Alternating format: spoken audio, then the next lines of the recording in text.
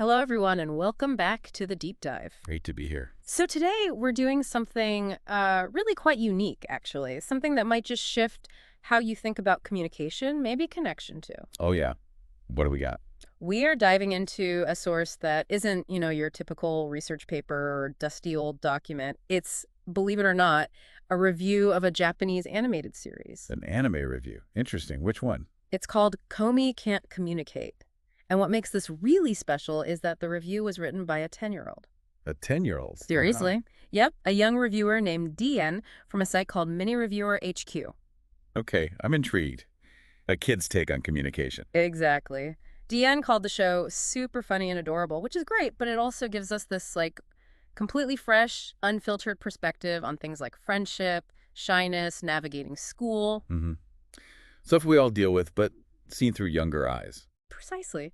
So our mission today really is to unpack what this young reviewer found so engaging and maybe find some surprising nuggets of insight about social stuff, human connection. It's often those unexpected lenses that offer the clearest view, isn't it? Looking at familiar themes in a completely new way. I like it. So where does Deeyean start us off? Well, what's fascinating is how these simple observations can spark deeper thoughts. Deeyean kicks off by introducing the main character, Komi, Okay. described as, and I quote, really pretty and really quiet. Like she doesn't talk at all. Wow, okay. Doesn't talk at all. But despite that, she has this huge goal. She wants to make 100 friends. 100 friends. Right. While being nonverbal, that's ambitious. It really is. And Deeyean notes she gets help from a kind boy named Tadano. Ah, the supportive friend. Right. And together they have these mini adventures at school trying to meet new people, even the really quirky ones. Quirky ones, I like that. School's full of them. Definitely. And here's a key detail Deeyean picked up on, which is really interesting for us. Komi talks with writing most of the time, so you have to read fast sometimes. Read fast sometimes. I love that detail. That observation about communicating through writing, it's so telling, isn't it? It really is. It immediately makes you question that default assumption we have, that being chatty equals being good socially. Exactly. Verbal fluency isn't the only measure. Komi's whole journey seems to powerfully show how much impact just intentional presence and nonverbal cues can have. Actions, expressions, writing. Yeah, it suggests connection can be built through so much more than just words. And that idea that you have to read fast sometimes, it subtly points to the effort needed from others, right? That's a great point, the effort to understand her. Yeah, the effort we all sometimes need to put in to really see and hear people, especially if they communicate differently. Absolutely. And that really opens up the whole conversation about what effective communication even is. So Deeyean's review then moves on to what they actually enjoyed. They highlighted the tone, calling it super funny, but also really kind. Funny and kind. That's a nice combo. Yeah. And Deeyean said, it makes you want to be nice to shy people and help them, which is just a wonderful takeaway for a young person, or anyone, really. That's lovely. Real empathy building. Totally. And they also loved that the class is full of silly, over-the-top characters.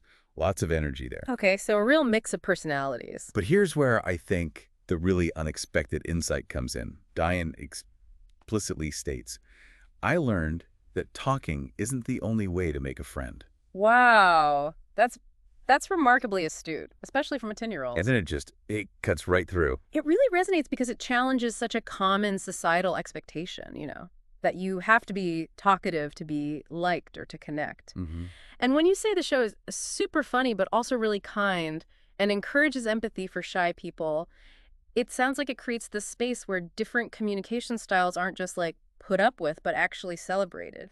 That seems to be the vibe, yeah. So how does having all those silly, over-the-top characters alongside Komi, the quiet one, kind of illustrate this idea further? That these diverse styles can still form strong bonds. What does that tell us about maybe creating inclusive social groups? Well, that's a great question. I think the interplay between all these varied personalities, it allows the show to demonstrate something like communication accommodation theory in action, maybe. Okay, explain that a bit. It's basically about how people, even with vastly different ways of communicating, kind of adapt and adjust to each other to build strong connections, Right. to make things work. Right, finding common ground or ways to bridge the gaps. Exactly. It highlights that empathy and, crucially, observation, really seeing the other person, can sometimes speak louder than actual words. It implies that creating like psychological safety in a group lets different voices or even silences like Komi's be equally valued. So everyone feels okay being themselves, however they communicate. Precisely. Deeyan's insight really underscores that. You can have this incredibly diverse group, communication-wise, and they can absolutely form deep connections. And speaking of diverse characters, Deeyan apparently had an absolute favorite. Oh yeah, who was it? It was Najimi, and Deeyan wrote this with, like, maximum enthusiasm. Okay. Oh, H. Najimi is the best. They talk so fast, they're super dramatic, and they know everyone. The social butterfly type. Totally. Najimi is apparently always popping out of nowhere and saying something hilarious, and Deeyan sums it up perfectly. Najimi is like the total opposite of Komi, and that's what makes it so fun to watch them together. That contrast sounds really rich. That dynamic sounds absolutely central. The sharp contrast between Komi, the quiet observer, and Najimi, this super connected, fast-talking character. We are opposite. Najimi, with that huge social network and rapid-fire way of talking, essentially acts as a kind of social bridge for Komi. Ah, interesting, helping her connect. Yeah, it powerfully shows that different communication styles aren't just things to be tolerated. They can actually complement each other, enhance relationships, and sort of reveal new ways to connect. So it's not just about Komi learning to communicate, but others learning how to communicate with her, maybe through Najimi. That seems like a big part of it. It's a two-way street. Now, Deeyean did mention a couple of things they didn't like as much. Said it sometimes got kind of random. Okay, fair enough. Kids notice randomness. And that there wasn't much action, it's more about feelings and school stuff. Which actually reinforces the point, doesn't it? How so? Well, saying it's more about feelings and school stuff tells us the series deliberately prioritizes exploring those nuances of social interaction, of emotional connection, over, say, a big action-packed plot. Right. The focus is the communication, the relationship. Exactly. It aligns perfectly with its core themes: shyness, friendship, how we connect. Even Deeyan's minor critiques point to the show's deliberate focus. And despite those points, the verdict was still... It's still top marks. Deeyan gave Komi Can't Communicate a perfect 5 out of 5 friendship stars. 5 friendship stars. I love that rating system. That's pretty great, isn't it? So if we sort of pull back and look at the biggest takeaway here, especially seeing it through Deeyan's 10-year-old eyes, it feels like it boils down to a really simple but quite profound truth. Which is? You don't have to be loud to make awesome friends.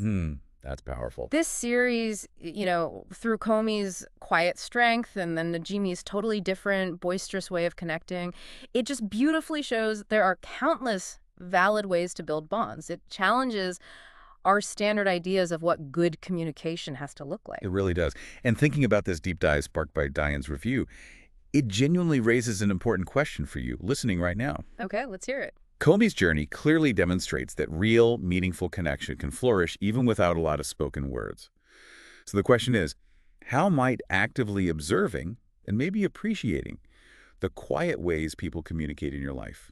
Like gestures or just being present with someone, those subtle cues. Exactly. How might paying more attention to those things open up new opportunities for connection for you? It's really about recognizing that full, often overlooked spectrum of how humans interact. Something to definitely think about, recognizing the quiet signals.